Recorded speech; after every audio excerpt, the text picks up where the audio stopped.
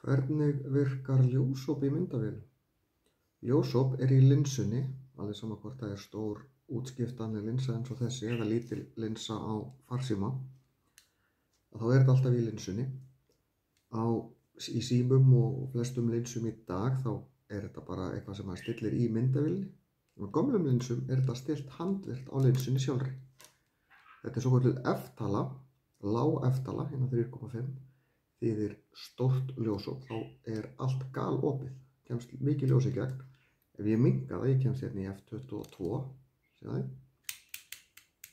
þá minnkar ljósopið. Stórt ljósop þýðir að þá lítið í fókus, en kemst mikið ljós inn í einu. Lítið ljósop þýðir að þá mikið í fókus, en það kemst minna ljós inn í einu. Við notum stórt ljósop til þess að minnka það sem í fókus, hafa til dæmis andlit í fullum fókus en hafa bakgrunninn ekki í fókus.